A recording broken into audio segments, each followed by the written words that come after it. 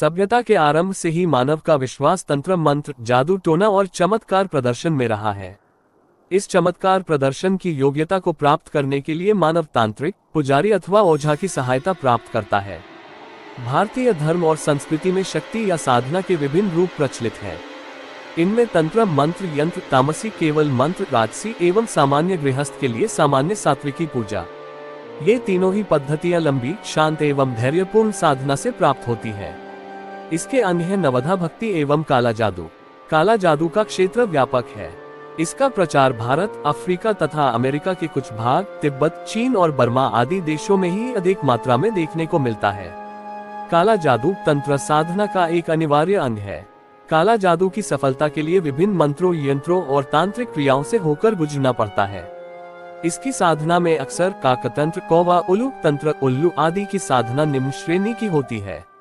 इसकी शक्ति भी सीमित होती है। इसमें शराब, मांस और कभी कभी नारी भोग आदि को भी महत्व दिया जाता है। शमशान साधना, शमशान जगाना तथा अघोर तंत्र मानव को सभी प्राणियों में भेदोभेद से ऊपर उठा देती है। यहाँ साधक जलती चिता से कच्चा मांस उखाड़कर अपने साथी कुत्तों आदि के साथ बड़े प्यार से खाते हैं। काली साधना, भैरव साधना आदि सबसे कठिन किंतु शक्तिशाली है। इन शक्तियों का आह्वान करने के लिए स्थापना, साधना, सिद्धि और अंत में विसर्जन की प्रक्रिया को अपनाना पड़ता है। सावर मंत्र तंत्र में सबसे कठिन, दुर्लभ तथा चमत्कारी महत्व का है। बौद्ध धर्म के ग्रंथों में तंत्र साधना का सर्वाधिक महत्व है। उसमें उच्चारण, मन उच्चटना, मारण, मारने की क्रिया तथा वशीकरण प्रमुख है।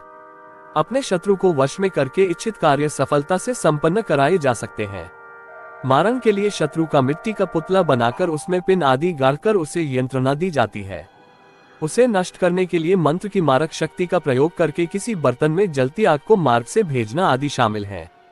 बंगाल तथा आसाम में कामरूप प्रदेश का जादू चमत्कार पूर्ण घटनाओं से पूर्ण रहा है। जैसे रूप परिवर्तन, मेढ़े, बकरे तथा सुंदर युवक को गायब करके अपनी इच्छा पूर्ति का साधन बनाना, शव साधना, मुर्दे पर बैठकर मंत्रोच्चार द्वारा सिद्धि प्राप्त करना, दूर बैठे ही शत्रु की गतिविधि पर रोक लगाना, उसे रोगी बना देना, सिक्का गायब कर लेना, सिक्के का अपने आप दहककर व्यक्ति के हाथ को जला देना आदि। यहाँ प्रश्न यही है कि इसमें कहाँ तक सच्चाई है और कल्पना तथा अनुमान का क्या स्थान है। किंतु ये निश्चित है कि इस्लाम ही नहीं, ईसाई धर्म भी प्रारंभ में शैतान के प्रभाव से ग्रस्त रहा है। दोनों ही धर्म इसे शैतानी कार्य मानकर इसे अनुचित तथा वर्जित मानते हैं।